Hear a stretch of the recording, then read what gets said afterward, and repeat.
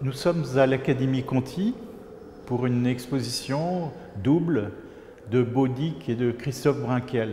Cette exposition a, je veux dire, une longue introduction à raconter parce que c'est une histoire qui se développe, je dirais, presque depuis plus de 15 ans.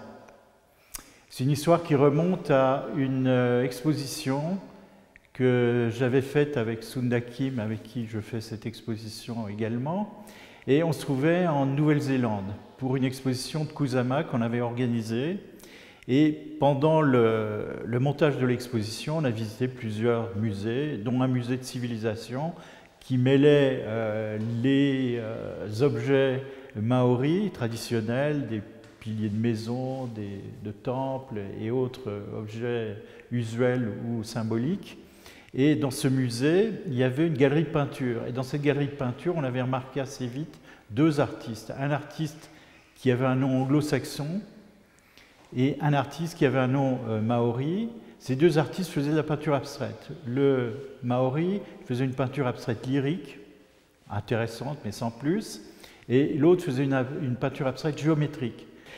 Cette histoire nous a questionné sur le métissage des cultures, le métissage de cultures vernaculaires et le métissage avec la culture moderniste.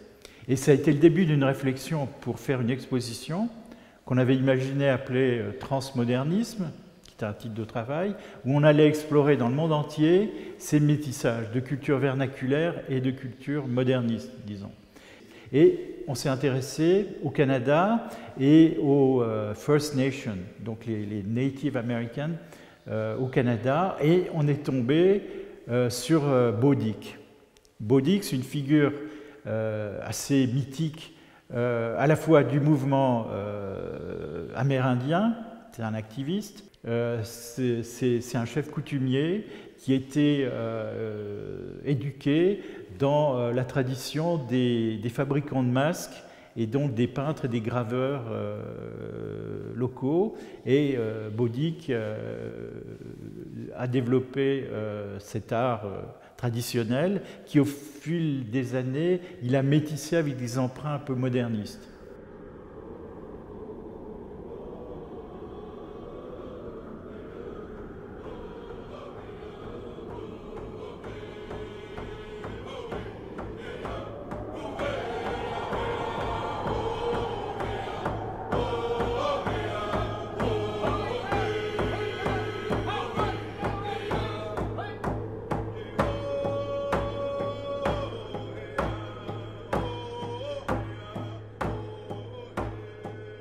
C'est sur la fin de sa vie qu'il a commencé à être montré dans des lieux d'art contemporain et en dehors des zones, disons, de monstration de l'art tribal. La suite de l'histoire, c'est qu'à un moment donné, au Consortium Muséum à Dijon, on a tous les 2 ans une exposition qui s'appelle Almana. Et le principe est simple, on donne une salle à un artiste. Et donc on avait imaginé convoquer Baudic dans une salle et on avait imaginé convoquer aussi Christophe Brinquel dans une autre salle, sans qu'on ait établi un quelconque rapport entre les deux. Et Christophe nous avait proposé une série qui maintenant est ici, enfin une partie, puisque c'est une série qui compte à peu près 400 images, et c'était prévu pour l'Almanach. La pandémie est arrivée, tout s'est effondré, l'Almanach n'a pas eu lieu et on a décidé de garder un certain nombre d'artistes qui avaient été sélectionnés pour cet Almanach et leur offrir des expositions solo.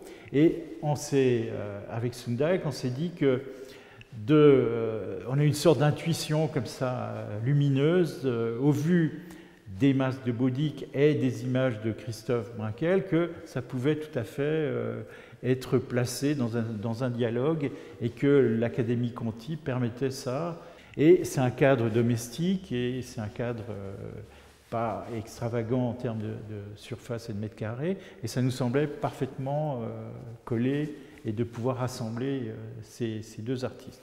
Donc l'exposition rassemble une quinzaine de masques de Baudic qui sont pour certains très ancrés dans la tradition de sa culture locale, et pour d'autres, un mix et un passage plus vers des formes modernes où il y a un mélange de citations traditionnelles et d'emprunts au modernisme.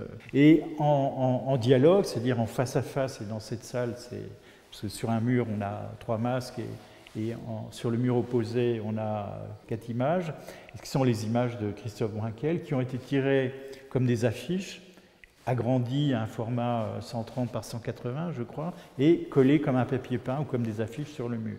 Et ça nous semblait complètement évident, même si les référents culturels et tout ça n'ont rien à voir, on a comme ça une confrontation entre des choses bidimensionnelles, plates, des affiches, collées sur le mur, noir et blanc, comme ça, très contrastées, très fortes, et au contraire des masques qui sont de format plus modeste, même si on a un certain nombre de masques qui sont quand même de dimensions assez grandes, et qui sont, eux, colorés.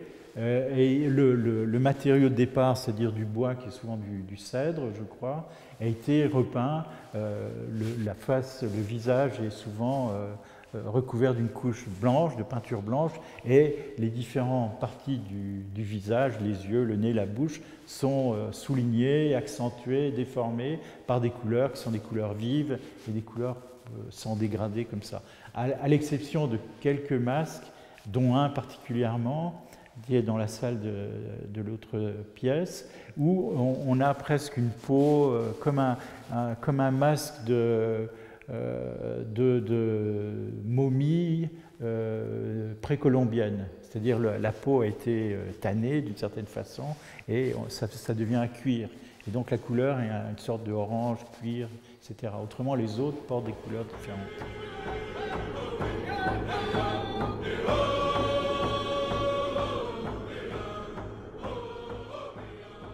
Dans mon travail, j'aime toujours en fait mettre du réalisme à partir de mon abstraction.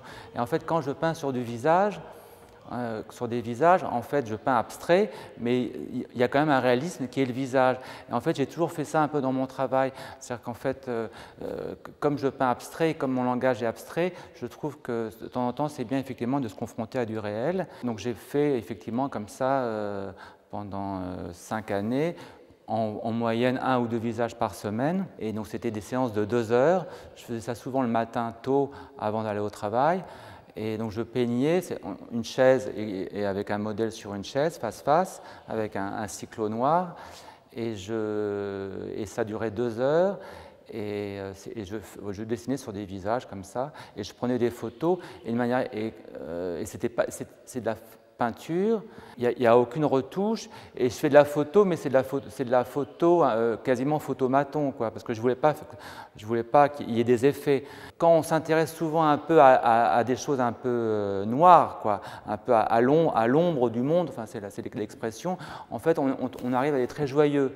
Et en fait, j'ai vraiment énormément ri pendant toutes ces séances. En fait, c'était vraiment une partie d'énorme joie. Et aussi, enfin, c'est important quand on shoot avec des modèles, c'est comme quand on fait des photos avec des personnes, en fait, ça crée des souvenirs. J'avais fait des projections quasiment à ce format-là. Je voulais que ce soit des grandes peintures. Je ne voulais pas les montrer en A3. En général, je fais toujours une ramette d'un travail, 500, et puis après, j'arrête.